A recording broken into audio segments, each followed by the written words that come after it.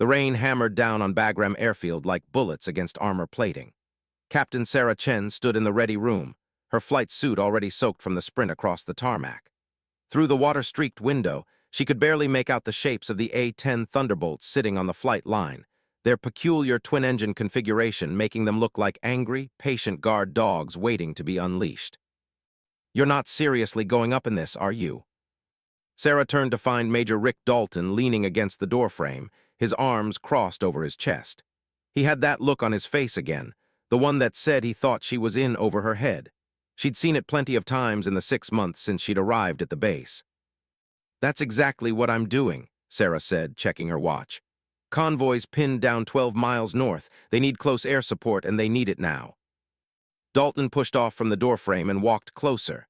He was a big man, broad-shouldered, with the kind of confidence that came from 10 years of combat flying.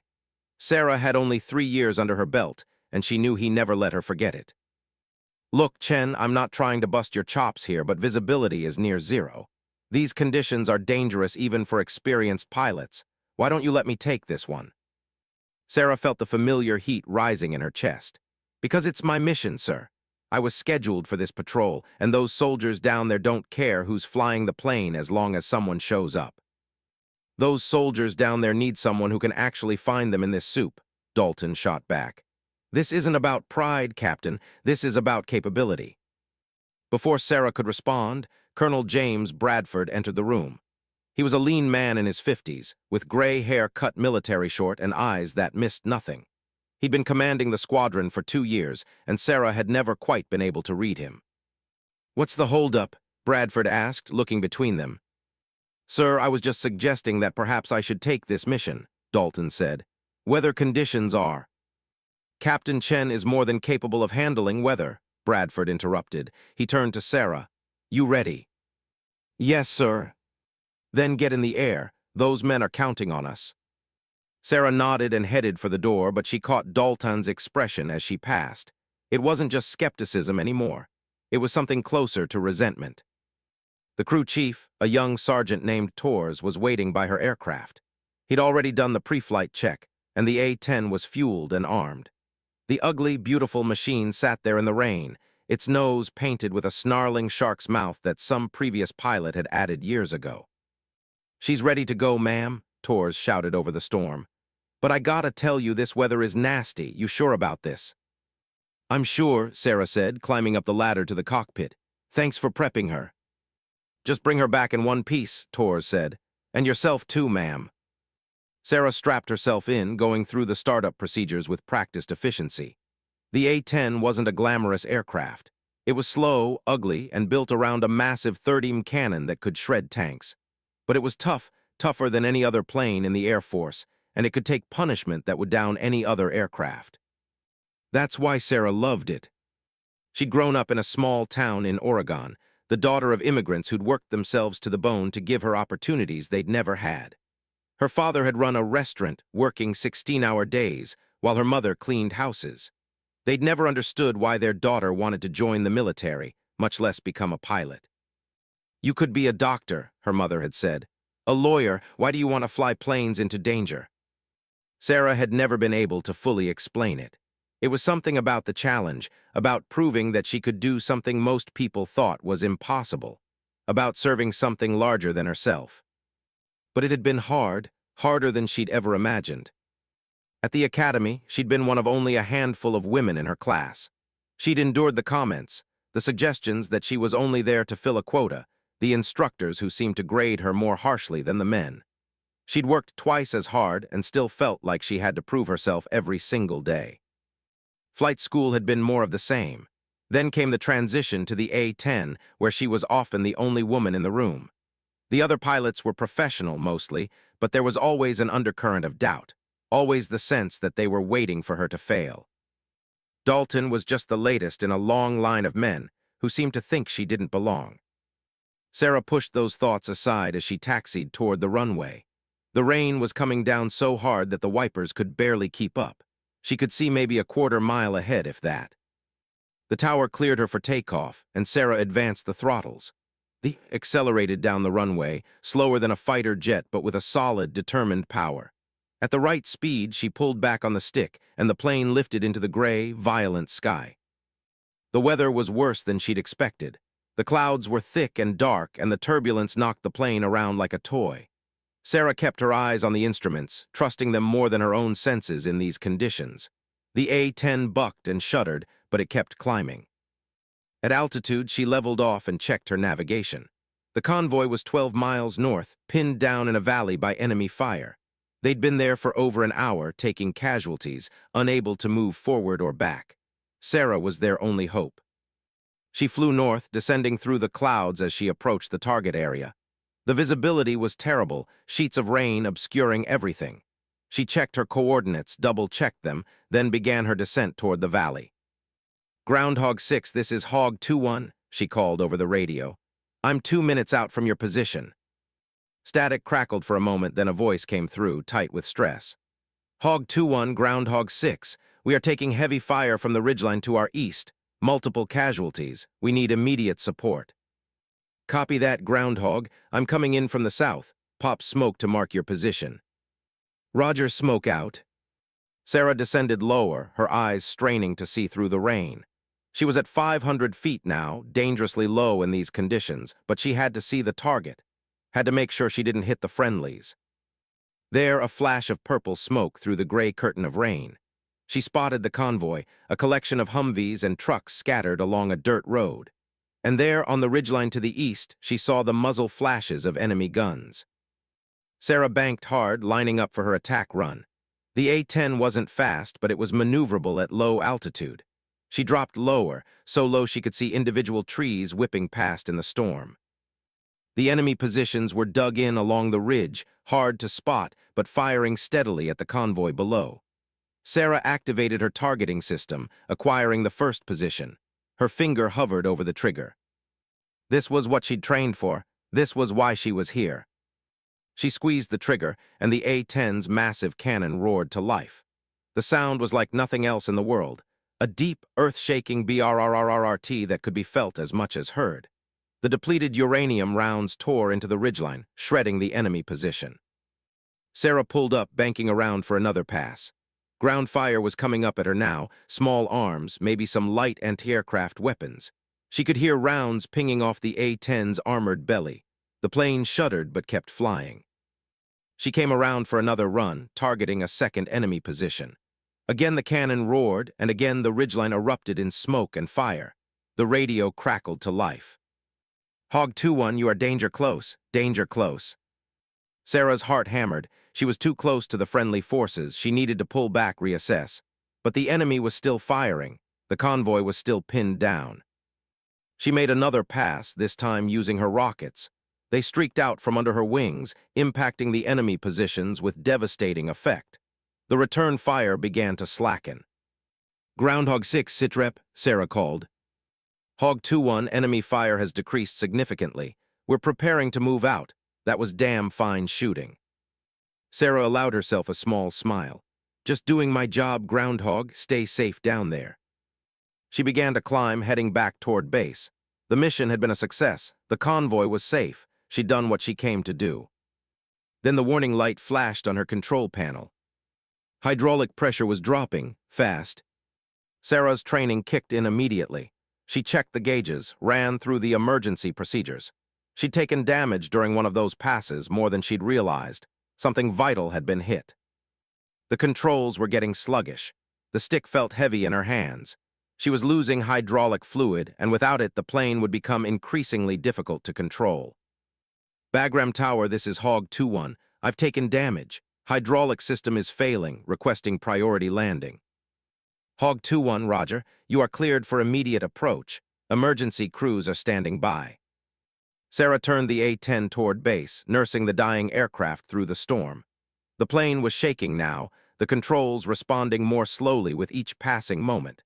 She was still 10 miles out, and she didn't know if she'd make it. The rain hammered against the canopy. The wind buffeted the aircraft. And somewhere in the back of her mind, Sarah could hear Dalton's voice.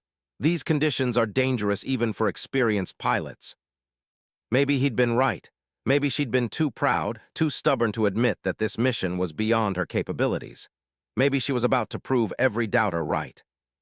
No, she pushed that thought away. She'd saved those soldiers, she'd completed the mission. Now she just had to get home.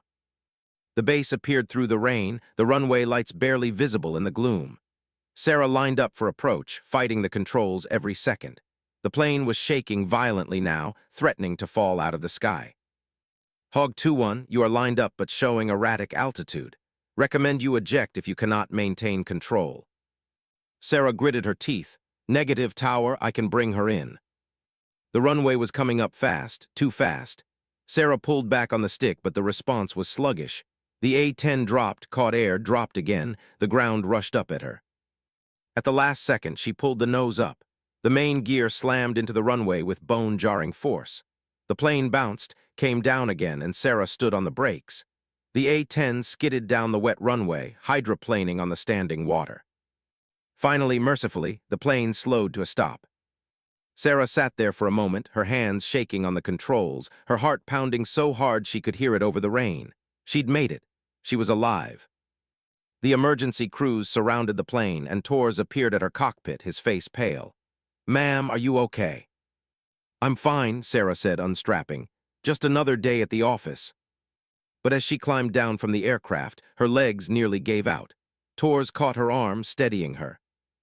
"That was one hell of a landing, Captain," he said quietly. Sarah looked back at her plane.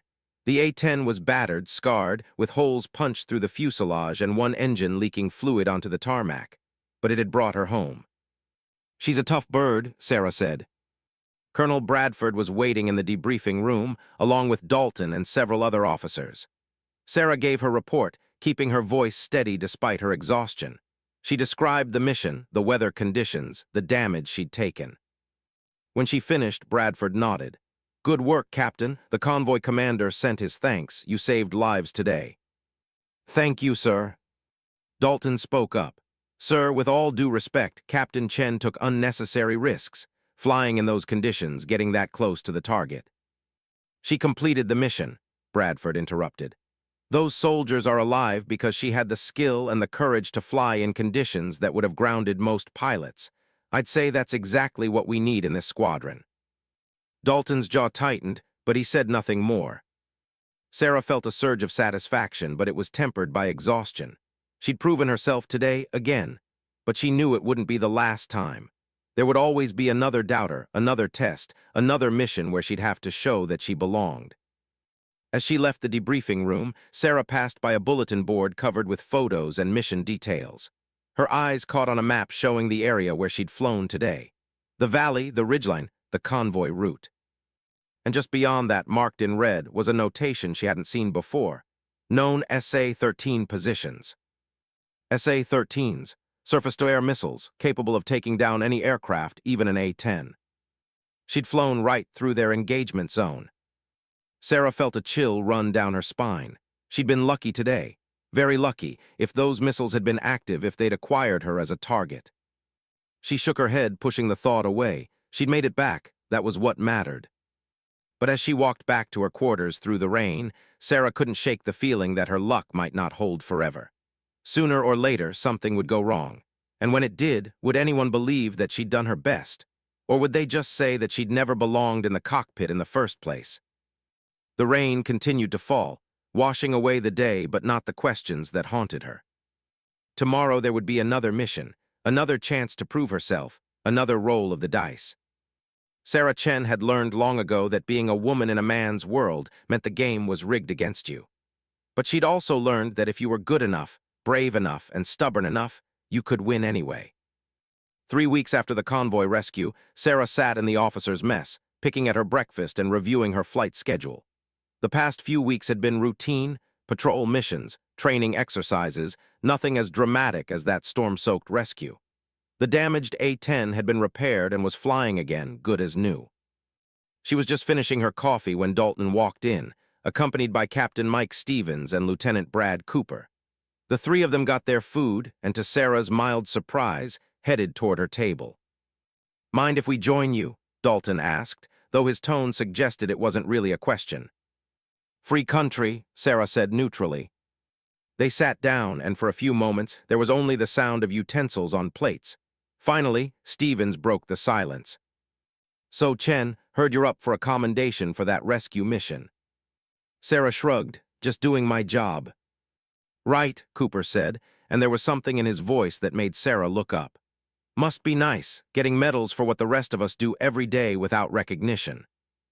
"Excuse me." Dalton leaned forward. "Look, Sarah, we're not trying to start anything here, but you have to admit there's a certain political advantage to being a female combat pilot. Makes for good PR." Sarah set down her fork carefully, fighting to keep her voice level. "I earned that commendation the same way anyone else would, by completing a difficult mission under dangerous conditions." "In whether you should have never flown in," Dalton countered. "You took unnecessary risks, and now you're being rewarded for it. Meanwhile, guys like us who play by the rules and don't showboat get passed over." "I wasn't showboating. I was saving American lives." "While nearly getting yourself killed," Stevens added. "You got lucky, Chen, that's all. Sooner or later, luck runs out." Sarah stood up, her breakfast forgotten. "If you gentlemen have a problem with how I fly, you can take it up with Colonel Bradford. Otherwise, I suggest you focus on your own missions and let me worry about mine." She left before they could respond, her appetite gone, but their words followed her out of the mess hall, echoing in her mind. "You got lucky, political advantage, showboat." It wasn't the first time she'd heard such things, and she knew it wouldn't be the last. But it still stung, still made her question herself in the quiet moments when her guard was down. That afternoon, Sarah was summoned to Colonel Bradford's office. When she arrived, she found him sitting behind his desk, studying a file. He gestured for her to sit. "Captain Chen, I'm putting you in for a promotion to major," Bradford said without preamble. "You've demonstrated exceptional skill and leadership. Your record is exemplary." Sarah felt a surge of pride mixed with apprehension. "Thank you, sir. I'm honored." Bradford closed the file and looked at her directly. "I want you to understand something. This promotion is based solely on merit. You've earned it. But I also know that there are people in this squadron who will question it, who will assume it's been given to you for reasons other than your performance." "I understand, sir." "Do you?" Bradford leaned back in his chair. "I've been in the Air Force for 30 years, Sarah. I've seen a lot of change, some of it good, some of it necessary, but difficult. When I was coming up, there were no women in combat roles. Now there are, and that's how it should be. But change creates friction. There are people who still don't believe women belong in the cockpit."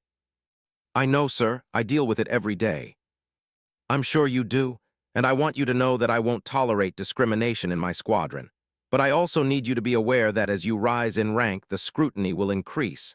Your mistakes will be magnified. Your successes will be questioned. It's not fair, but it's the reality." Sarah met his gaze steadily. "I can handle it, sir." "I believe you can, but there's something else." Bradford reopened the file. "I'm also assigning you to lead a mission next week. We've received intelligence about a high-value target, an enemy commander who's been coordinating attacks against our forces. The mission will be dangerous and complex. It will require precision flying in difficult terrain." "I'm ready, sir."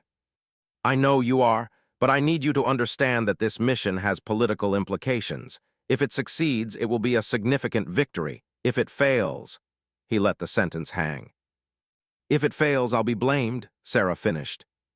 "Not just you, but yes, you'll bear the brunt of it, especially given your pending promotion. There are people at higher levels who are watching your career with interest. Some of them want to see you succeed. Others don't." Sarah absorbed this information. "Can I ask why you're giving me this mission, sir? If it's so politically sensitive, wouldn't it be safer to assign someone else?" Bradford smiled slightly. "Because you're the best pilot I have for this job, and because I believe in putting the mission first, not politics. I trust you, Captain. The question is, do you trust yourself?" "Yes, sir, I do." "Good. Report to the briefing room at 600 tomorrow. You'll get the full mission details then. Dismissed." Sarah stood and saluted, then left the office. As she walked back to her quarters, her mind raced. A high-value target, a politically sensitive mission, the potential for both great success and catastrophic failure. She should have felt excited, honored to be chosen. Instead, she felt the weight of expectation settling on her shoulders like a lead blanket. That evening, Sarah called home. Her mother answered on the third ring. "Sarah, it's so good to hear from you. Are you all right?" "I'm fine, Mom. Just wanted to check in." "You sound tired. Are you getting enough sleep?" Sarah smiled, Her mother always worried about the small things. "I'm getting enough sleep. How are you and Dad?" "We're good. The restaurant is busy. Your father is working too hard as usual. He won't listen to me when I tell him to slow down." "He never does." There was a pause, then her mother's voice softened. "Sarah, is something wrong? You don't usually call in the middle of the week." Sarah hesitated. She couldn't tell her mother about the upcoming mission, couldn't share the doubts that plagued her. But she needed to hear her mother's voice, needed that connection to home and family. "I've been thinking about something you told me once," Sarah said. "When I was in high school and I was struggling with that physics class, do you remember? You wanted to quit, you said it was too hard. And you told me that nothing worth doing is ever easy, that if it was easy, everyone would do it." Her mother was quiet for a moment. "I remember, you were so angry with me, you thought I didn't understand how hard you were trying. But you were right, I needed to hear that. I needed to know that struggling didn't mean I was failing." "Sarah, what's this about?" I'm getting a promotion, Mom, to major." "Oh, Sarah, that's wonderful. Your father will be so proud. We're both so proud of you." "Thanks, Mom, but it's complicated. There are people who don't think I deserve it, who think I'm only getting promoted because I'm a woman." Her mother's voice hardened in a way Sarah rarely heard. "Then those people are fools. You have worked harder than anyone I know. You have sacrificed more than most people can imagine. If they can't see that, the problem is with them, not with you." "I know, but sometimes I wonder if they're right, if I'm really good enough, or if I've just been lucky." "Listen to me, Sarah Chen. Luck doesn't fly planes in storms. Luck doesn't save lives. Luck doesn't get you through the academy, through flight school, through everything you've accomplished. You did that. Your skill, your courage, your dedication, don't you dare let anyone make you doubt that." Sarah felt tears prick her eyes. "Thanks, Mom, I needed to hear that." "You call me any time you need to hear it. That's what I'm here for. Now, when do you get this promotion? Can we come to the ceremony?" "It's not official yet. There's a mission I have to complete first." "A dangerous mission." Sarah hesitated. "They're all dangerous, Mom, that's the job." "I know, and I worry every day. But I also know that you're good at what you do, the best. You come home safe, you hear me?" "I will, I promise." After the call ended, Sarah sat in her quiet quarters, staring at the photo on her desk. It showed her on graduation day at the academy, flanked by her parents. Her father looked uncomfortable in his suit, her mother was beaming with pride, and Sarah herself looked young and full of hope. That young woman had believed she could change the world, could prove that women belonged anywhere men did. She'd been so sure of herself, so confident. When had that certainty begun to erode? When had the doubts crept in? Sarah stood and walked to her window. Outside, she could see the flight line, the A-10s sitting in neat rows. Those ugly, beautiful machines that had become her second home. She thought about what her mother had said, about the difference between luck and skill, between struggling and failing. She thought about all the pilots who'd come before her, the ones who'd fought for the right to even sit in a cockpit. She thought about the soldiers in that convoy who were alive because she'd been brave enough, or foolish enough, to fly through a storm. Tomorrow she'd learn the details of her next mission, and then she'd prove once again that she belonged in that cockpit, not because she was lucky, not because of politics or quotas, but because she was damn good at her job. The doubts would always be there, she realized. They came with the territory, but so did the satisfaction of a mission completed, the knowledge that she'd made a difference. Sarah turned away from the window and began preparing her gear for the next day. Whatever the mission was, she'd be ready for it. She had to be. Too many people were counting on her, both those who believed in her and those who wanted to see her fail. She wouldn't give the latter the satisfaction. The briefing room was crowded when Sarah arrived at 600. Colonel Bradford stood at the front, next to a large screen showing satellite imagery. Major Dalton was there, along with several other pilots and intelligence officers.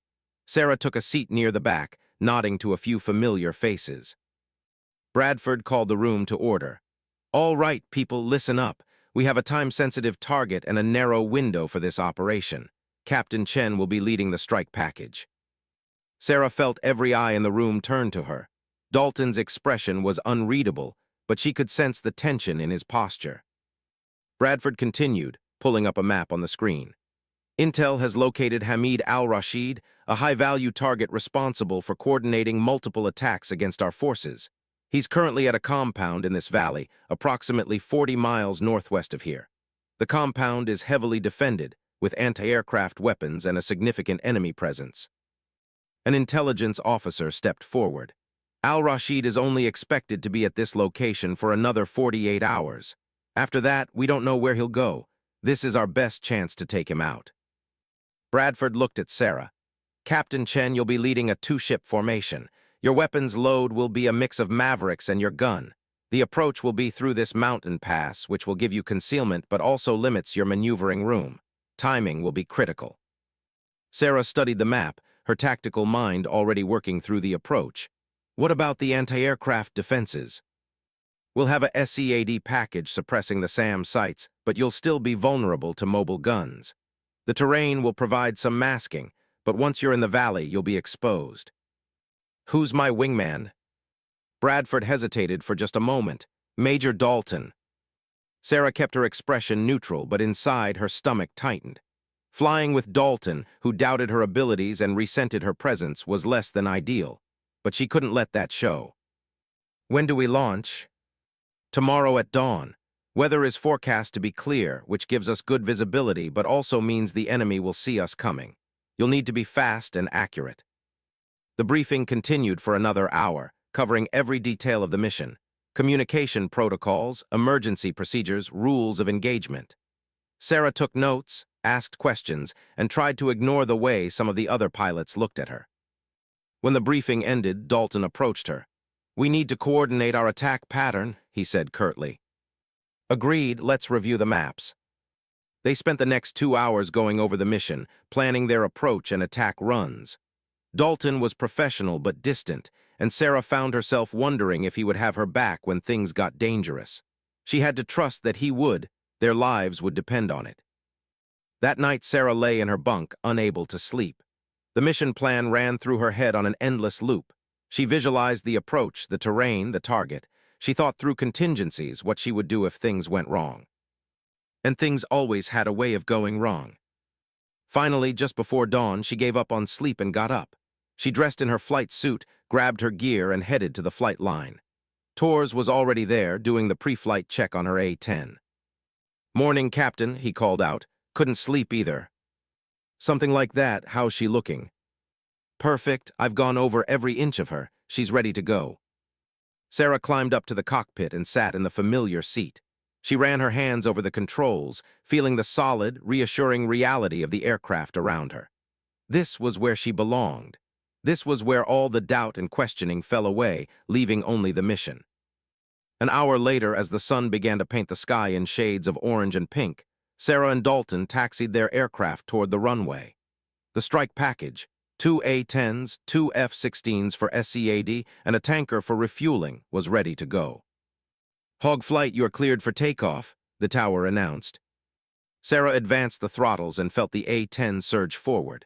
The runway disappeared beneath her, and then she was airborne, climbing into the clear morning sky. Dalton formed up on her wing, and together they turned northwest toward the target. The flight to the target area took 40 minutes. Sarah used the time to review the plan one more time to check and recheck her systems. Everything was green. Everything was ready. "Hog 2-1, this is Sabre 1-1, called the F-16 flight leader. "We're beginning SEAD operations now. You're clear to proceed to the target." "Roger, Sabre. Hog flight is inbound." Sarah descended, following the terrain through the mountain pass. The mountains rose up on either side, their peaks still dusted with snow. The valley ahead was narrow and winding, forcing her to fly low and slow. "Hog 2-2, stay tight," she called to Dalton. "We're going in." The compound appeared ahead, a cluster of buildings surrounded by walls. Sarah could see vehicles, armed men moving around. And there in the center was the main building where intelligence said Al-Rashid was located. "Target acquired," Sarah announced. "Beginning attack run." She armed her Mavericks, locked onto the main building, and fired. The missiles streaked away from her aircraft, impacting the building with devastating effect. Dalton followed immediately after, his missiles destroying another structure. Then the anti-aircraft fire started. Tracers filled the air, a deadly light show reaching up for them. Sarah jinked and weaved, diving low to use the terrain for cover. Her threat warning system was screaming, Multiple gun radars had locked onto her. "Hog 2-1, you have AAA at your 6 o'clock, Dalton called. Sarah pulled hard, the A-10 groaning under the G-forces. She came around for another pass, this time using her gun. The cannon roared, raking across the compound. She saw enemy fighters scattering, vehicles exploding. But the anti-aircraft fire was getting heavier. Something slammed into her aircraft with a metallic bang that she felt through her entire body. Warning lights lit up across her instrument panel. "I'm hit," Sarah called, "taking damage to the right engine and tail section." "Hog 2-1, break off," Dalton's voice was urgent. But Sarah could see the target building was still partially standing. Al-Rashid could still be alive, could still escape. She had one more missile left. She lined up for another pass, ignoring the warning lights, ignoring Dalton's calls to break off. The targeting system acquired the damaged building. She fired her last Maverick. The missile impacted directly on target, and the building disintegrated in a ball of fire. "Target destroyed," Sarah reported, her voice tight. "I'm egressing." She pulled up and away from the compound, but her aircraft was struggling. The right engine was failing, and the controls were sluggish. Smoke trailed from her tail section. "Hog 2-1, you need to head back to base immediately," Dalton said. "You're not going to make it if you lose that engine." "Copy that, I'm heading home." Sarah turned the nose toward Bagram, nursing the dying aircraft. The mountains passed beneath her, beautiful and indifferent to her struggle. The right engine temperature was climbing. Any moment now it would fail completely. And then it did. The engine seized with a violent shudder, and suddenly Sarah was flying on one engine.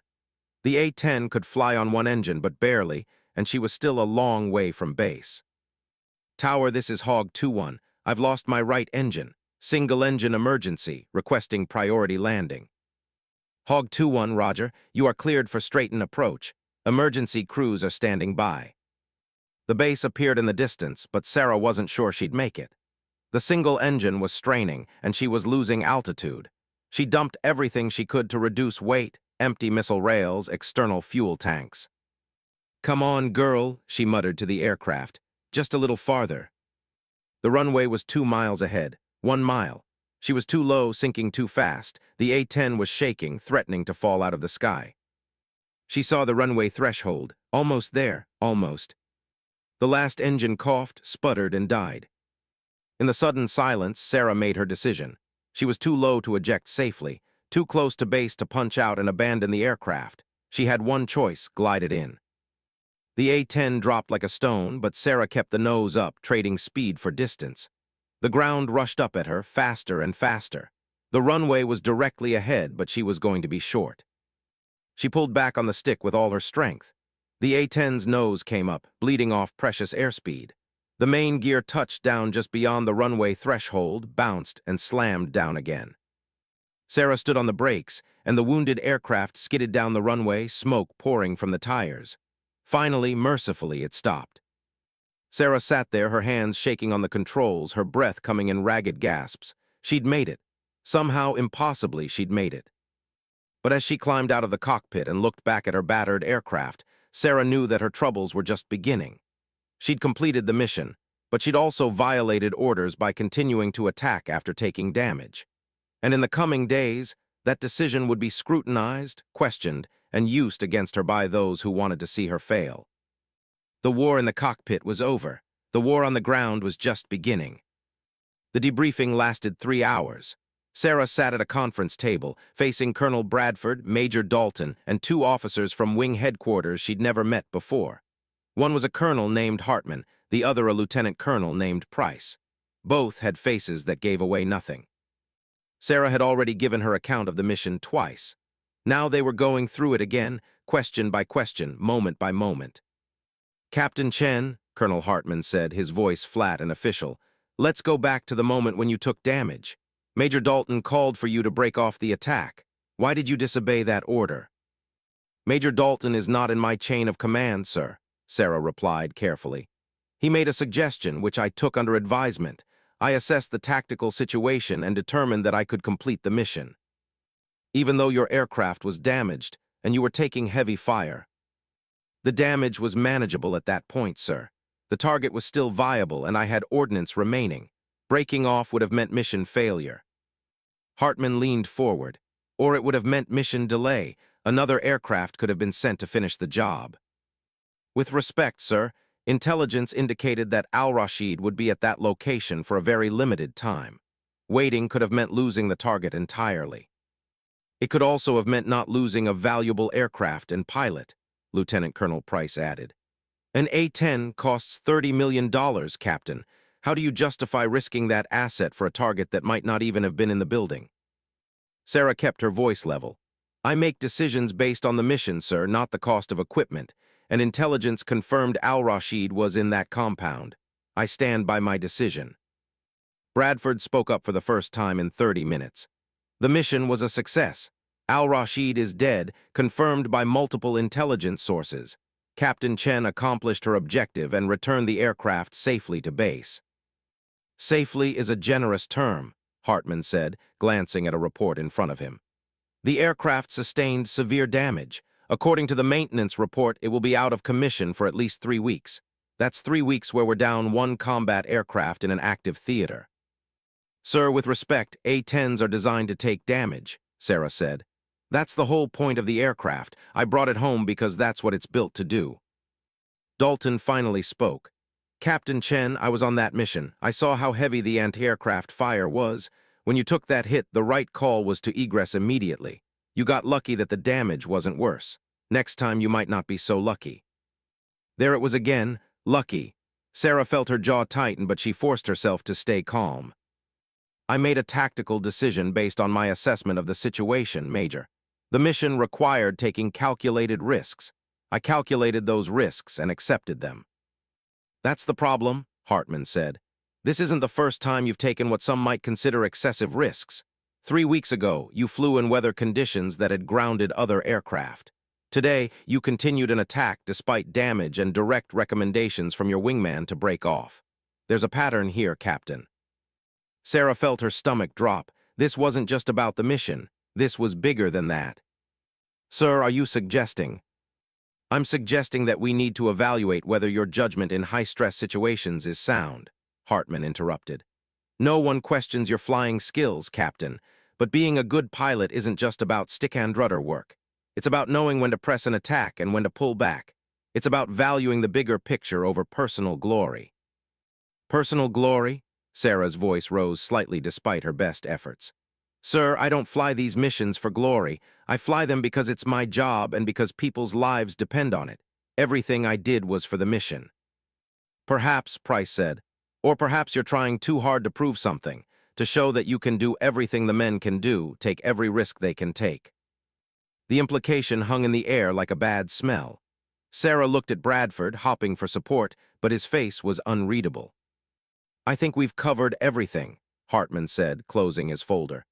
Captain Chen, you're grounded pending the completion of this investigation. You will not fly combat missions until we've finished our evaluation. Sarah felt like she'd been punched in the stomach. Sir, for how long? As long as it takes, you're dismissed. Sarah stood, saluted mechanically, and left the room. Her legs felt numb as she walked down the corridor. Grounded. After everything she'd done, everything she'd accomplished, they were grounding her. She made it back to her quarters before the anger hit. She wanted to throw something, to scream, to put her fist through the wall. Instead, she sat on her bunk and stared at her hands, still trembling slightly from the adrenaline that hadn't fully left her system. There was a knock on her door. She didn't answer, but it opened anyway. Bradford stepped inside. Captain, we need to talk. With respect, sir, I don't think I'm in the right frame of mind for. I'm going to speak and you're going to listen, Bradford said firmly. He pulled up a chair and sat down. What happened in there wasn't fair. I want you to know that. Hartman and Price came here with an agenda. They're looking for reasons to question your judgment, to build a case that you're reckless. Why? Sarah asked, though she thought she knew the answer. Because you're visible, you're a woman in a combat role, and you're good at it. That makes some people uncomfortable. It challenges their worldview. And when you add in your pending promotion, well, let's just say there are people at higher levels who would prefer you weren't quite so successful. So what am I supposed to do? Fly worse, take fewer risks, let missions fail so I don't make anyone uncomfortable. No, Bradford said, but you need to understand the game that's being played here. Every decision you make will be scrutinized more carefully than it would be for a male pilot. That's not right, but it's reality. You can't give them ammunition. I completed the mission, sir. I destroyed a high-value target. I brought my aircraft and myself home. What more do they want? They want you to fail, Bradford said bluntly. Some of them, anyway. They want you to wash out to prove that women can't handle the pressure of combat flying. And the worst part is if you do fail, if you make one mistake, it won't just reflect on you. It'll be used to argue against every woman who comes after you. Sarah closed her eyes. That's not fair. No, it isn't, but it's the burden you carry. Bradford stood up. I'm going to fight this investigation. I'm going to push back against Hartman and Price. But you need to be smart. Keep your head down, follow every rule to the letter, and don't give them any more reasons to question your judgment. After Bradford left, Sarah sat alone in the gathering darkness. She thought about calling her mother, but what would she say? That all her hard work, all her sacrifice, might be for nothing because some men in headquarters didn't like the fact that she was good at her job. Instead, she pulled out her laptop and began writing a detailed account of the mission, documenting every decision and the reasoning behind it. If they were going to investigate her, she'd make damn sure she had her own record of events. The next 2 weeks were torture. Sarah wasn't allowed to fly, which meant she spent her days sitting in on briefings for missions she couldn't participate in, watching other pilots do the job she loved. She maintained her physical fitness, studied intelligence reports, and helped with mission planning, but it wasn't the same. The worst part was the looks. Some of the other pilots were supportive, but others gave her sidelong glances, whispered conversations that stopped when she entered a room. The gossip mill was working overtime, and Sarah knew what people were saying. That she was reckless, that she'd endangered the mission, that she was only avoiding serious consequences because she was a woman. Dalton largely avoided her, which was fine with Sarah. But one day in the mess hall, he approached her table. "Chen, can I talk to you?" Sarah gestured to the empty seat across from her. Dalton sat down, looking uncomfortable. "Look, I want you to know that what I said in the debriefing, I was just telling them what I saw. I wasn't trying to sabotage you or anything." "Weren't you?" Sarah asked coolly. "No, I mean, yeah, I think you took unnecessary risks. But I told them the truth as I saw it. That's all." "The truth as you saw it," Sarah repeated. "And how would you have seen it if I were a man? Would you have called my decisions reckless, or would you have called them aggressive and praised my commitment to the mission?" Dalton's face reddened. "That's not fair." "Isn't it? Be honest, Rick. If it had been you who'd taken that damage and pressed the attack, would Hartman and Price be talking about patterns of reckless behavior? Or would they be pinning a medal on your chest?" Dalton was quiet for a long moment. "I don't know," he finally said. "Maybe you're right. Maybe there is a double standard, but that doesn't change the fact that you scared the hell out of me up there. I thought you were going to crash." "But I didn't." "No, you didn't," he stood up. "For what it's worth, I think you're a good pilot. I just wish.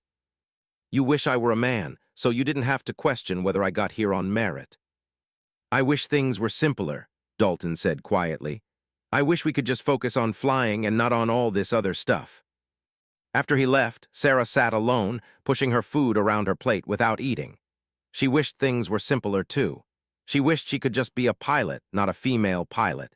She wished every decision she made wasn't weighted with political implications and scrutinized for evidence of weakness or recklessness. But wishing wouldn't change reality. On the 15th day of her grounding, Sarah was called back to Colonel Bradford's office. When she arrived, she found him sitting with a document in front of him. His expression was grave. "Captain Chen, the investigation is complete," he said without preamble. "I've reviewed the findings, and I have to tell you it's not good." Sarah's heart sank. What did they conclude? "They're recommending that you be removed from combat flying status pending additional training. They cite a pattern of high-risk decision-making and suggest that you need more experience before returning to frontline operations." "That's insane, sir. I've flown dozens of combat missions. My record—" "Your record is excellent," Bradford interrupted. "But that doesn't matter to them. They've decided you're a liability." Sarah felt like the ground was dropping away beneath her. "So that's it. I'm done." "Not necessarily." Bradford slid the document across the desk. "This is their recommendation, but I'm the squadron commander and I have discretion in how to respond. I can accept their recommendation or I can reject it and keep you on flight status." What are you going to do? Bradford met her eyes. I'm going to reject it. You're one of my best pilots, and I'm not going to let some rear-echelon officers with an agenda ground you based on Monday morning quarterbacking. You're going back on flight status. Relief flooded through Sarah, so intense she felt lightheaded. Thank you, sir. Don't thank me yet. This isn't over. Hartman and Price are going to push back. They might go over my head. And if you make one mistake, one questionable decision, they'll use it to justify their position. You'll be under a microscope, Sarah. Every mission will be scrutinized, every choice questioned. I understand, sir. Do you? Bradford leaned forward. Because I need you to be absolutely clear about what's at stake here. If you fail, if you give them any ammunition, it won't just be your career that suffers. It'll set back the cause of women in combat aviation. Fair or not, you become a symbol, a test case, and a lot of people are rooting for you to fail. Then I won't fail, Sarah said with more confidence than she felt. I believe in you, Bradford said. But belief isn't enough. You need to be perfect. Not good, not great, perfect. Can you do that? Sarah thought about her mother's words. Nothing worth doing is ever easy. She thought about all the obstacles she'd overcome to get here, all the doubters she'd proven wrong. She thought about the soldiers in that convoy who were alive because she'd been brave enough to fly through a storm. I can do it, sir. Then you're back on flight status effective immediately. There's a mission briefing at 1400 hours. You're leading it. As Sarah left Bradford's office, she should have felt triumphant. She'd won. She was flying again. But instead, she felt the weight of expectation pressing down on her like a physical force. Perfect, she had to be perfect. But what if perfect wasn't enough? What if, no matter what she did, there would always be someone ready to find fault, to question her judgment, to say she didn't belong? Sarah pushed those thoughts aside as she headed to the briefing room. She didn't have time for doubt. She had a mission to prepare for, and this time there would be no mistakes. There couldn't be. The stakes were too high, the scrutiny too intense. She would fly perfectly, or she wouldn't fly at all. And flying was the only thing that made any of this worthwhile. The mission briefing at 1400 hours was standing room only.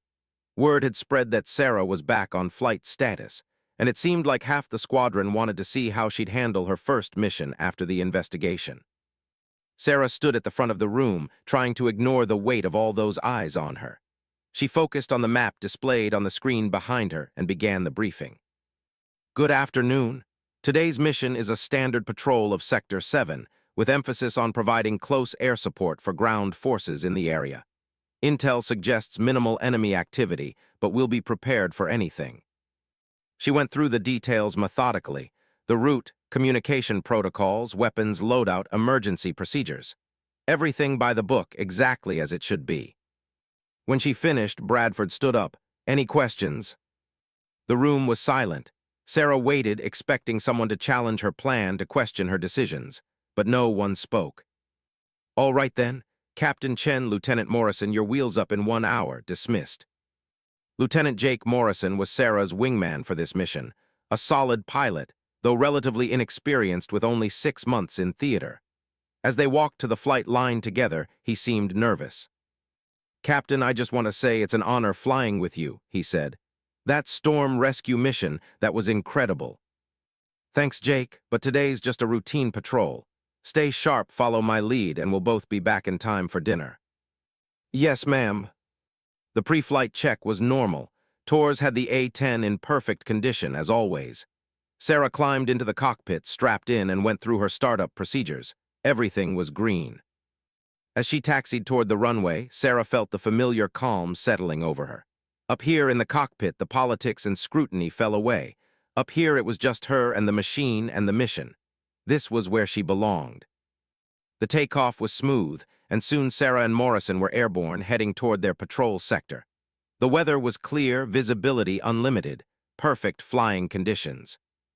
For 2 hours, they flew their patrol route without incident. Sarah checked in with ground forces periodically, but everything was quiet. No enemy activity, no calls for support. Then the radio crackled to life. Any hog flight in Sector 7, this is Groundhog 3-1. We have troops in contact, I say again, troops in contact.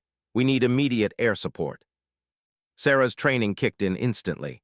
Groundhog 3-1, this is Hog 2-1, send your coordinates. The ground controller rattled off the position. Sarah checked her navigation. They were only 5 minutes away. Groundhog 3-1, Hog 2-1 is 3 minutes out. Describe your situation. Hog 2-1, we're taking fire from a tree line to our north. Estimated 20 to 30 enemy combatants. We have wounded and cannot maneuver. We need you now. Roger, Groundhog, pop smoke to mark your position. Sarah pushed the throttles forward and descended toward the target area. Morrison stayed in formation on her wing. Within 3 minutes, they were overhead, and Sarah could see the purple smoke marking the friendly position. She could also see the muzzle flashes from the tree line as the enemy fired on the ground forces. Groundhog 3-1, I have your position and I have eyes on the enemy. Recommend you keep your heads down. We're coming in hot. Sarah set up for her attack run, carefully calculating the distance between the friendly forces and the enemy. This would need to be precise. Close air support was called danger close for a reason. One mistake, one miscalculation, and she could hit the very soldiers she was trying to protect. She armed her cannon and began her dive. The A-10 dropped toward the tree line, and Sarah lined up her target through the heads-up display. At the right moment, she squeezed the trigger. The familiar BRRRRT of the 3rd cannon roared, and she saw the tree line erupt in smoke and fire. She pulled up, banking hard to come around for another pass. Hog 2-1, good hits, enemy fire has decreased, the ground controller called. Roger, I'm coming around again. Hog 2-2, you're cleared hot on the western edge of the tree line. 2-2, Roger, Morrison replied. His attack run was textbook perfect, his cannon fire walking across the enemy position. For the next 15 minutes, Sarah and Morrison made repeated passes, systematically eliminating the enemy threat. The ground forces began to maneuver, taking advantage of the air support to flank the remaining enemy fighters. Finally, the ground controller called up.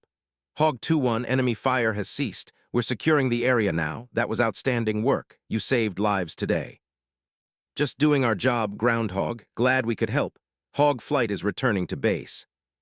As Sarah turned toward home, she felt a sense of satisfaction.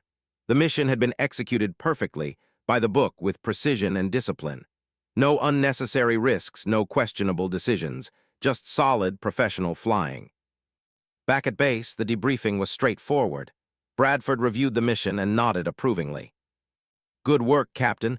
That's exactly the kind of mission we want to see. Professional, precise, effective. But as Sarah left the debriefing room, she overheard 2 pilots talking in the hallway. Did you see that mission report? Chen's attacks were textbook, almost too textbook. What do you mean? I mean she's flying scared now. After that investigation, she's not taking any risks at all, playing it safe. Sarah kept walking, but the words stung. When she flew aggressively, she was called reckless. When she flew by the book, she was playing it safe. There was no winning. Over the next 3 weeks, Sarah flew 8 more missions. Each one was executed with meticulous precision. Each one was successful. Each one was perfectly by the book. And each one felt hollow. Sarah began to notice something troubling. She was second-guessing herself constantly. When faced with a tactical decision, she found herself wondering not what was the right call, but what was the safest call, the one that wouldn't be questioned later. She was flying defensively, avoiding any situation that might be interpreted as risky. The problem was, combat flying was inherently risky. Sometimes the right call was the aggressive call, the dangerous call. But Sarah found herself pulling back, playing it safe, choosing caution over effectiveness. It was during a mission in the 4th week that everything came to a head. Sarah and Morrison were on patrol when they received a call from a ground unit under fire. By the time they arrived on scene, the situation had deteriorated badly. The ground forces were pinned down in an open area, taking casualties, with enemy fighters advancing on their position. Hog 2-1, we need air support immediately, the ground controller called, his voice tight with fear. They're flanking us on both sides. If we don't get help in the next 5 minutes, we're going to be overrun. Sarah assessed the situation. The enemy was close to the friendly forces, very close. Any attack run would be danger close, with minimal margin for error. The terrain was also problematic, with hills on both sides limiting her approach angles. By the book, the safe call would be to request additional support, to wait for better conditions. But those soldiers didn't have time to wait.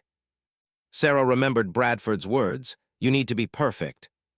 She also remembered her own words to herself, "I won't fail." But which was failure? Taking a risk that might be second-guessed later, or refusing to help soldiers who were about to die? "Hog 2-2, I'm going in," Sarah said. "Stay high and provide cover." Sarah pushed the nose down and began her attack run. She descended low, threading between the hills, her eyes focused on the enemy position. She could see the friendly forces, see the enemy advancing on them. The approach was tight, the margin for error minimal. Sarah's hands were steady on the controls, but her mind was screaming warnings. This was exactly the kind of aggressive flying that Hartman and Price had called reckless. But those soldiers were going to die if she didn't act. She lined up her shot, finger on the trigger, and hesitated. For just a fraction of a second, Sarah hesitated. She thought about the investigation, about the scrutiny, about the need to be perfect. She thought about what would happen if she made a mistake, if she hit the friendly forces. In that moment of hesitation, she lost the optimal firing solution. The target passed out of her sights, and she had to pull up and come around again. "Hog 2-1, where's that air support?" the ground controller called, his voice edged with panic. "Coming around for another pass," Sarah replied, her own voice tight. She set up for another run, but the enemy had shifted position.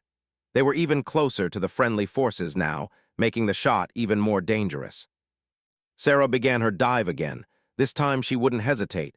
This time she would trust her training, her instincts, her skills. She squeezed the trigger and the cannon roared. The rounds impacted the enemy position with devastating effect. She pulled up, came around, and made another pass, and another. Finally, the enemy broke and retreated. The ground forces were saved. "Hog 2-1, enemy is retreating. You did it, thank you." But Sarah didn't feel triumphant. She felt shaken. She'd hesitated. In a critical moment when soldiers' lives hung in the balance, she'd hesitated because she was worried about being second-guessed. That night, Sarah sat in her quarters, staring at the wall. She'd completed the mission. She'd saved lives, but she knew that her hesitation could have cost those soldiers everything. A fraction of a second longer and people would have died. She couldn't fly like this. She couldn't second-guess every decision, couldn't let fear of criticism paralyze her in crucial moments. But she also couldn't ignore the reality that she was being held to a different standard, that every decision would be scrutinized. There was a knock on her door. It was Bradford. "I reviewed the mission tape," he said, coming inside. "You hesitated." Sarah didn't deny it. "Yes, sir." "Why?" Because I was worried about making a mistake, about giving them ammunition to use against me." Bradford sat down heavily. "Sarah, I'm going to tell you something, and I need you to really hear it. You can't fly like that. You can't let politics and fear dictate your decisions in the cockpit. Those soldiers' lives depend on you making the right tactical call, not the safe political call." "But you said I had to be perfect." "I was wrong," Bradford interrupted. "Or at least I wasn't clear about what perfect means. Perfect doesn't mean never taking risks. Perfect doesn't mean always choosing the safest option. Perfect means making the right decision for the mission, even when that decision is difficult, even when it will be questioned later." "But if I do that, they'll use it against me. Hartman and Price." "Let them. I'll deal with Hartman and Price. Your job is to fly these missions the way they need to be flown.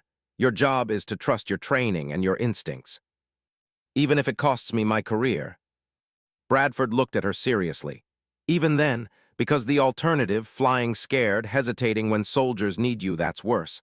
That's not just failing yourself, that's failing the people who depend on you." After Bradford left, Sarah sat in the darkness for a long time. She thought about why she'd become a pilot in the first place. It wasn't for promotions or recognition or to prove a point about gender equality. It was because she loved flying and because she wanted to make a difference. But somewhere along the way, she'd lost sight of that. She'd become so focused on proving herself, on being perfect, on not giving her critics ammunition, that she'd forgotten the most important thing, the mission. Sarah made a decision that night. She would fly the way she knew was right. She would trust her judgment, her training, her instincts. And if that meant facing another investigation, another round of scrutiny, so be it. She would rather face questions about being too aggressive than live with the knowledge that soldiers had died because she'd been too timid. The next morning, Sarah requested a meeting with Bradford.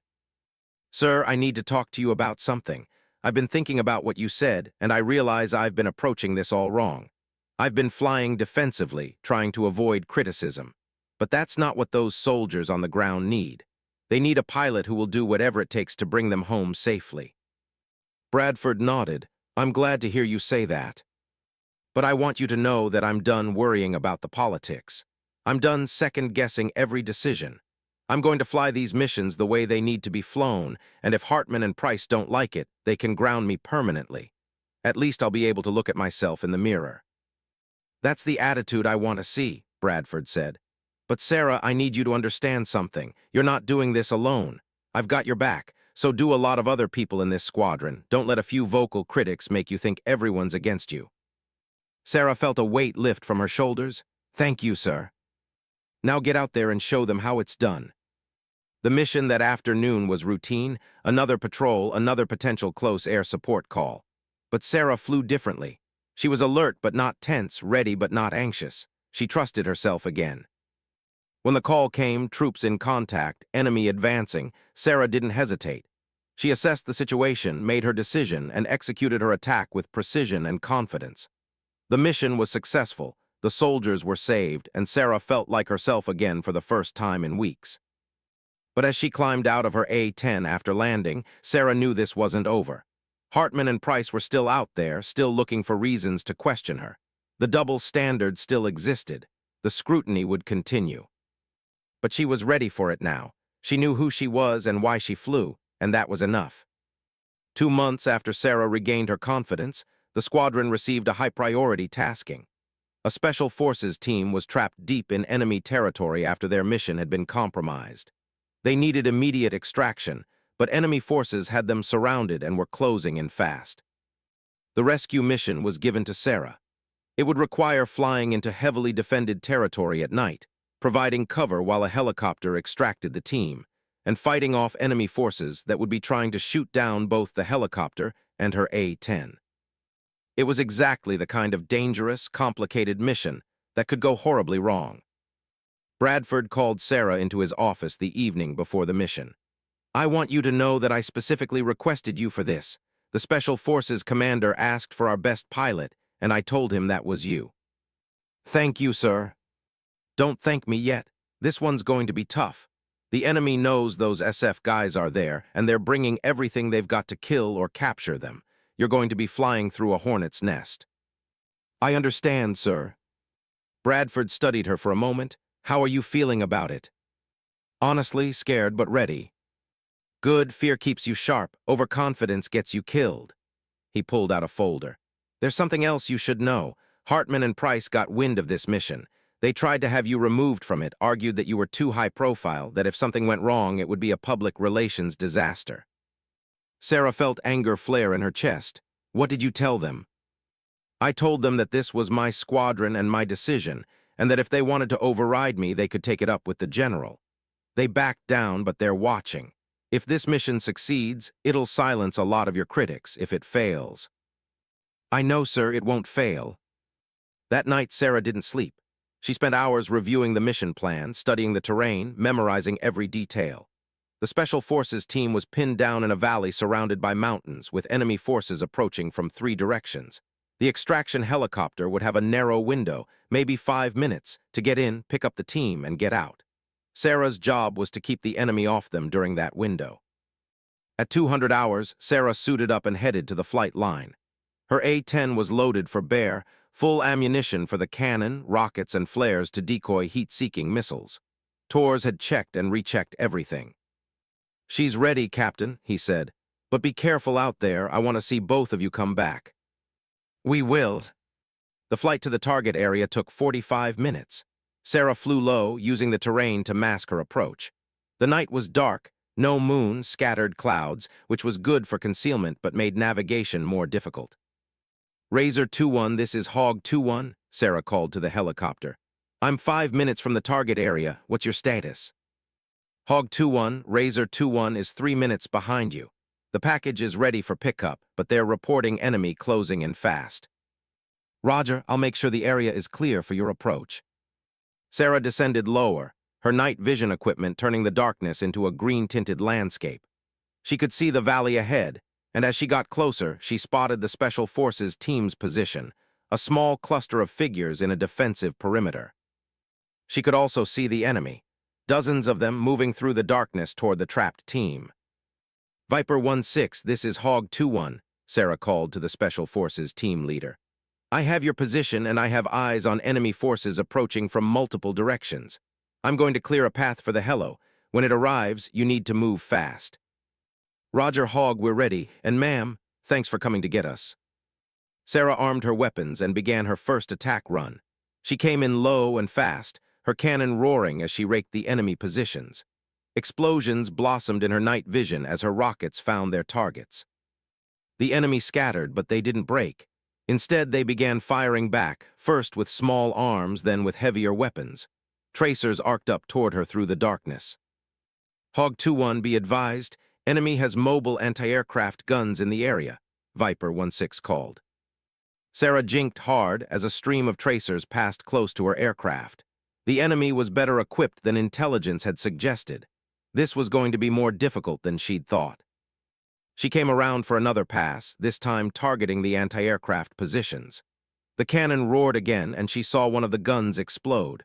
But there were more, at least 3 others that she could see. Razor 2-1, you've got multiple AAA in the area, Sarah warned. Recommend you come in from the south and stay low. Roger, Hog, we're 2 minutes out. Sarah made another attack run, suppressing the enemy forces on the western side of the valley. But as she pulled up, her threat warning system screamed. A surface-to-air missile had locked onto her. Sarah deployed flares and dove hard, pulling maximum GS as she tried to break the missile's lock. The flares worked. The missile went after the heat signature of the flare instead of her engines. But there would be more missiles. Viper 1-6, how many SAM systems are in this area? Unknown, Hog, but we've been hearing launches all night. This was worse than the briefing had indicated. The enemy had significantly more firepower than expected, but Sarah couldn't abort now. Those SF soldiers were counting on her. Razor 2-1, what's your ETA? 1 minute, Hog. Sarah made another gun run, trying to keep the enemy's heads down. But the anti-aircraft fire was getting heavier. She could hear rounds impacting her aircraft, the distinctive ping of metal on metal. The helicopter appeared, flying fast and low across the valley floor. It flared to a hover near the Special Forces position, and Sarah could see the team running toward it. Hog 2-1, we're on the ground, 30 seconds. Sarah positioned herself between the helicopter and the heaviest enemy fire, making continuous strafing runs to suppress the threat. Her threat warning system was screaming continuously now, multiple missiles tracking her, anti-aircraft guns firing, the whole valley alive with enemy fire. We've got everyone, we're lifting, the helicopter pilot called. Sarah watched the helicopter rise from the valley floor and turn south, accelerating away from the danger zone. They'd done it. The extraction was successful. But Sarah wasn't out of danger yet. She turned to follow the helicopter out, but as she banked, something slammed into her aircraft with tremendous force. The cockpit filled with warning lights and alarms. Hog 2-1 is hit, Sarah called. I've taken a missile strike to the left side. She fought the controls, but the A-10 was responding sluggishly. She'd lost hydraulic pressure on the left side, and the left engine was on fire. Smoke was filling the cockpit. Hog 2-1, this is Razor 2-1. What's your status? Sarah checked her instruments through the smoke. It wasn't good. The left engine was dying, and she was losing altitude. Worse, her navigation system was damaged, and in the darkness, she wasn't entirely sure which direction was safe. I'm heading south, but I'm losing altitude fast. Left engine is on fire. Can you make it back to base? Sarah did the calculations in her head. She was still over enemy territory, with at least 60 miles to cover before she reached friendly lines. With one engine failing and significant damage to her flight controls, the odds weren't good. Negative, I'm not going to make it. There was silence on the radio for a moment, then the helicopter pilot spoke again. Hog, what are your intentions? Sarah looked at her instruments again. The altimeter was unwinding steadily. The fire warning light was glowing bright red. She had maybe 2 minutes before the engine failed completely, and when it did, she'd have to eject. But ejecting over enemy territory meant capture. It meant becoming a hostage, a propaganda tool. It meant everything she'd worked for being used against her cause. "I'm going to try to make it to friendly lines," Sarah said, her voice steady despite the fear coursing through her. "If I have to punch out, I'll do it over friendly territory." "Hog, that's a long way. You might not make it." "I know, but I'm going to try." Sarah coaxed the dying aircraft southward. The A-10 was shaking violently, the single remaining engine screaming as it tried to keep the plane in the air. She was down to 3,000 feet now, barely above the mountains. The fire warning light was flashing faster. Any moment now, the engine would fail completely. 2,000 feet. Sarah could see the terrain passing beneath her in the night vision. Mountains, valleys, small villages. All enemy territory. 1,000 feet. The engine was making a sound like it was tearing itself apart. Sarah knew it was about to fail. She started looking for a place to put the aircraft down, but in the darkness and rough terrain, it was nearly impossible to find a suitable spot. 500 feet. "Hog 2-1, you need to eject now," the helicopter pilot urged. "You're too low." Sarah's hand moved to the ejection handle. She knew he was right. At this altitude, if the engine failed, she wouldn't have time to react. She needed to eject now while she still could. But she looked at the terrain beneath her. Still enemy territory, still miles from safety. 300 feet. She made her decision. "Negative, Razor. I'm staying with the aircraft." "Hog, that's suicide." Maybe it was, but Sarah had spent her entire career fighting to prove she belonged in this cockpit. She wasn't going to abandon her aircraft over enemy territory, wasn't going to give her critics the satisfaction of saying she'd given up when things got tough. She would fly this plane until it wouldn't fly anymore, and if that meant crashing, then she'd crash on her terms. 200 feet. The engine gave a final, tortured scream and seized. Suddenly, Sarah was flying a 30-ton glider with the aerodynamic properties of a brick. The aircraft began to drop. Sarah pulled back on the stick, trading what little airspeed she had left for altitude. She needed just a few more minutes, just a few more miles.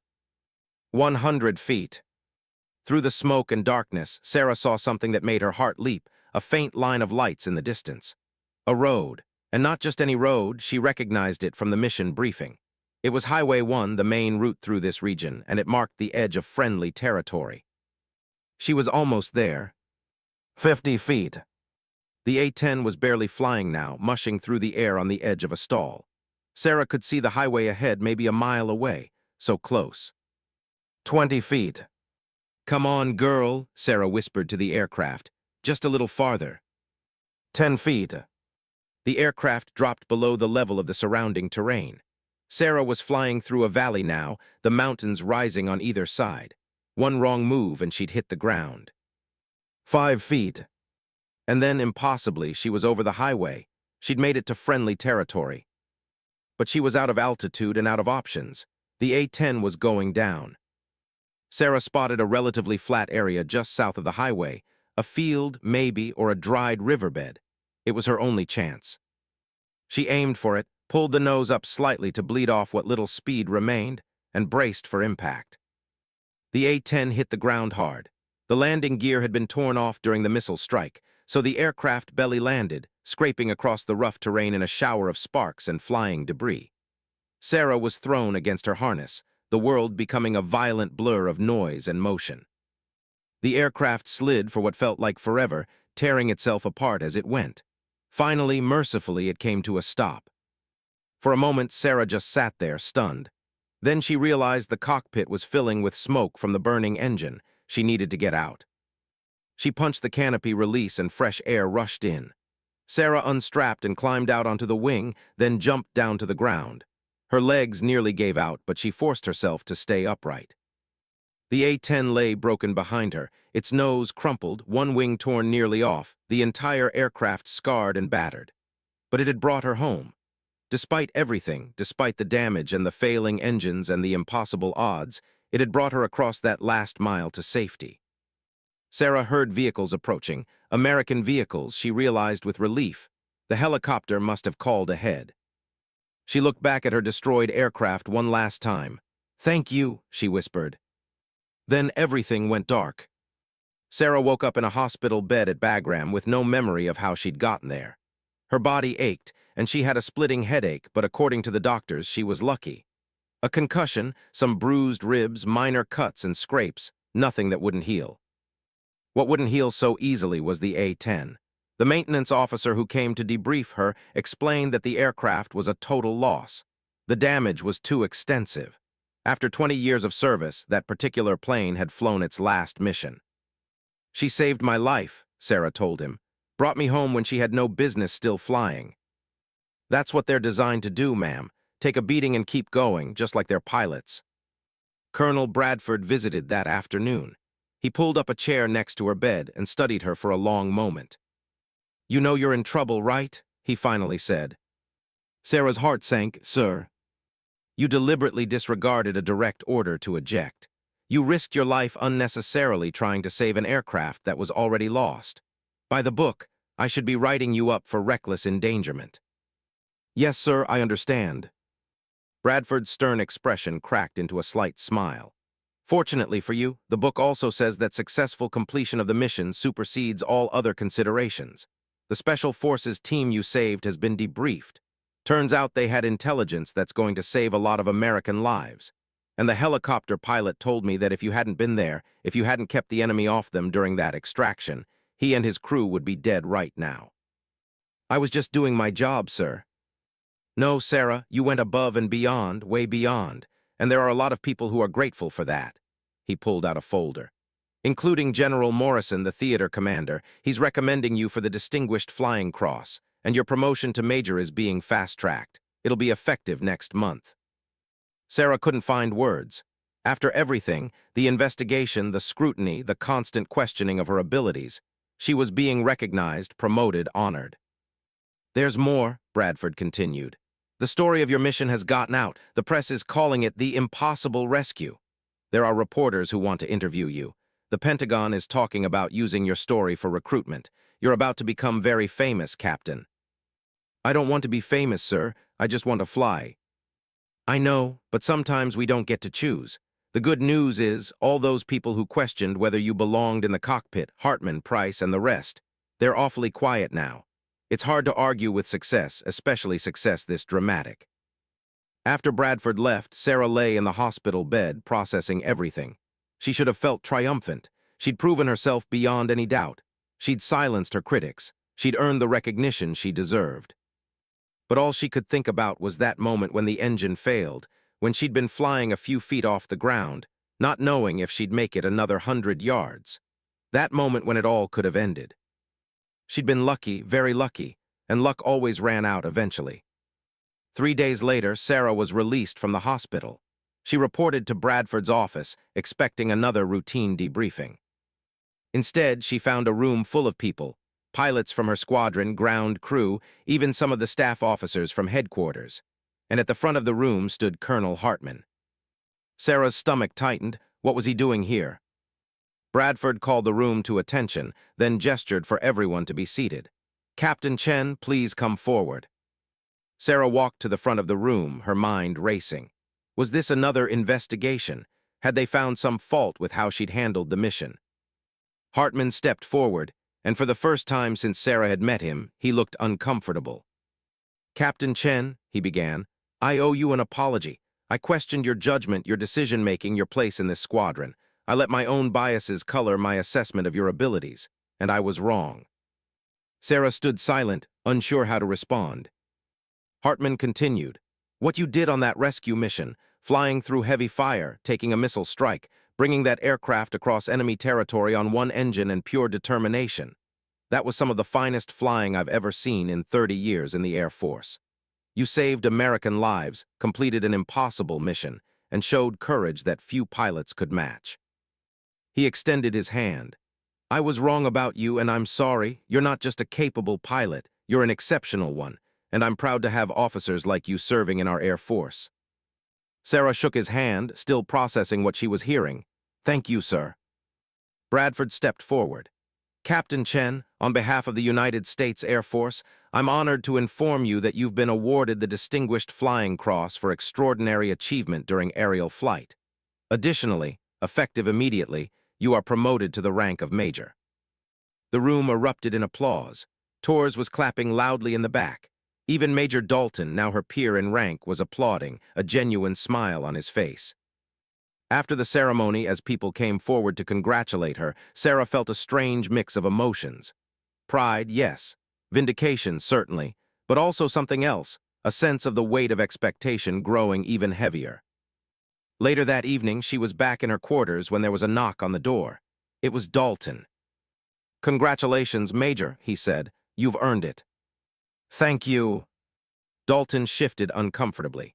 "Look, I owe you an apology too. I doubted you from the day you arrived. I made assumptions about your abilities based on your gender, not your performance. That was wrong." "Rick, we all have biases. The question is what we do with them." "Yeah, well, you showed me mine, and you showed me what courage really looks like." He held out his hand. "I'd be honored to fly with you anytime." Sarah shook his hand, feeling like maybe, finally, she'd truly earned her place in the squadron. The next week brought an unexpected development. Sarah was called to a video conference with a Pentagon official, a female Air Force general named Patricia Reeves. "Major Chen, I'll get straight to the point," General Reeves said. "The Air Force wants to showcase your story. We'd like you to do a series of media interviews, speak at the academy, possibly participate in a recruitment campaign. Your story is inspiring, especially to young women considering military service." Sarah felt a knot form in her stomach.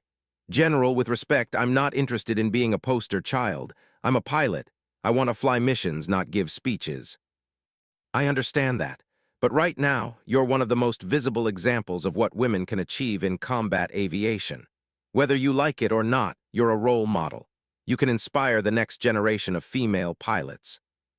Or I can do my job and let my performance speak for itself."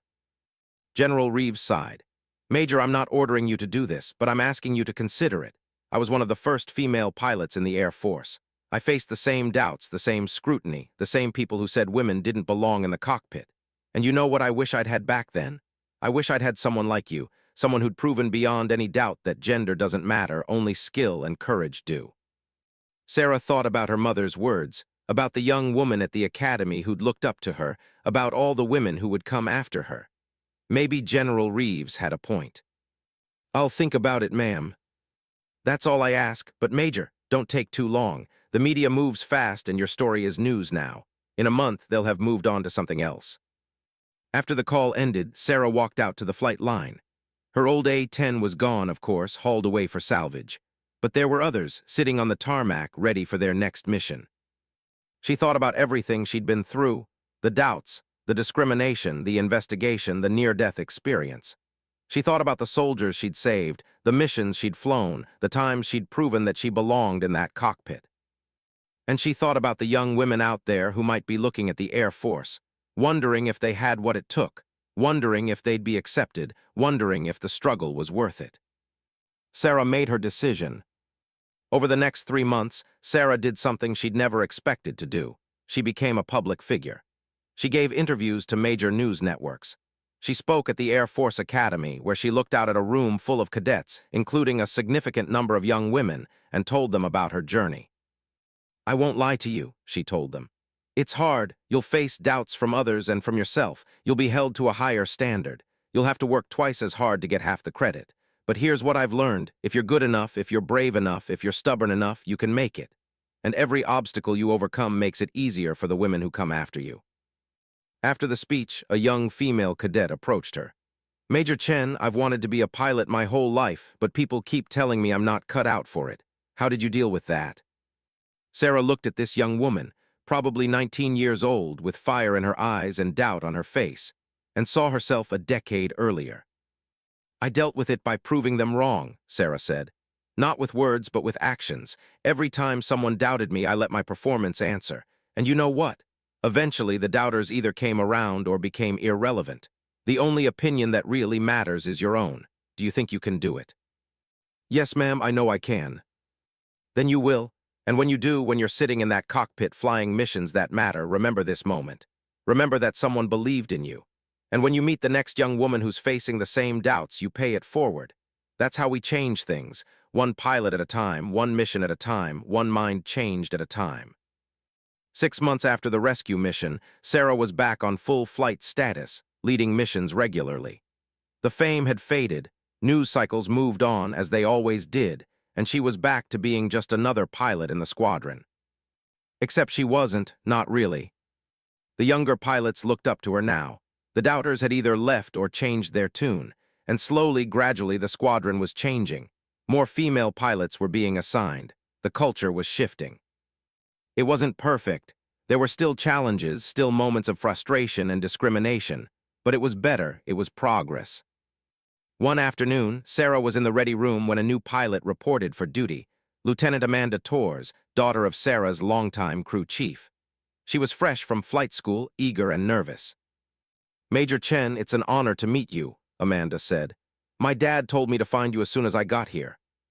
"Your dad's the best crew chief I've ever had," Sarah said. "Welcome to the squadron. Are you ready for this?" "Yes, ma'am. I know it's going to be hard. I know there will be people who doubt me because I'm a woman. But I figure if you can do it, so can I." Sarah smiled. "You're right, it will be hard, but here's the secret, you're not doing it alone. You've got a whole squadron backing you up now. The women who came before you and the men who have learned to see past their biases. We're all on the same team." That evening, as Sarah watched the sun set over the airfield, she thought about her journey. About the young woman from Oregon who dreamed of flying jets. About the struggles and triumphs, the doubts and victories, the moments of fear and courage. She'd paid a price for her success. Lost aircraft, physical injuries, emotional scars, opportunities sacrificed. But she'd also gained something invaluable. The knowledge that she'd made a difference, that she'd helped change an institution, that she'd made it easier for the women who came after her. Was it worth it? Sarah asked herself.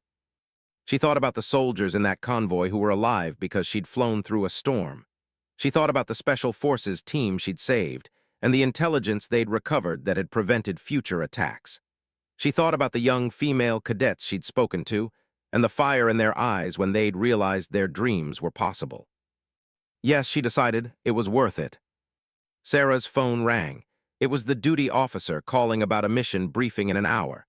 A patrol was needed, and Sarah was scheduled to lead it. She stood up, squared her shoulders, and headed toward the ready room. There was work to do. There were always missions to fly, soldiers to protect, doubts to overcome. But now, when Sarah climbed into the cockpit of her A-10, she did so not just as a pilot trying to prove herself. She did so as a trailblazer, a role model, a symbol of what was possible when courage and skill mattered more than gender. The doubters still existed. They always would. But their voices were growing quieter, drowned out by the roar of jet engines and the testimony of successful missions. Sarah Chen had been marked as too weak, too inexperienced, too much of a risk. They'd questioned her judgment, investigated her decisions, tried to ground her permanently. But like the A-10 she flew, ugly, underestimated, but tough as nails, Sarah had crawled back through the rain, through the fire, through the doubts and discrimination. And she'd proved that she belonged. Not because she was perfect, not because she'd never made mistakes or faced setbacks, but because when it mattered most, she'd shown up, done the job, and saved lives. And in the end, that was all that really counted. As she walked across the tarmac toward her aircraft, Torres met her with a smile. "Ready to go, ma'am." Sarah looked up at the A-10 waiting for her, a different tail number but the same warrior spirit, the same ugly, beautiful machine that had become her second home. "Always," she said. And then Major Sarah Chen climbed into the cockpit, strapped in and took to the sky, where she'd always belonged.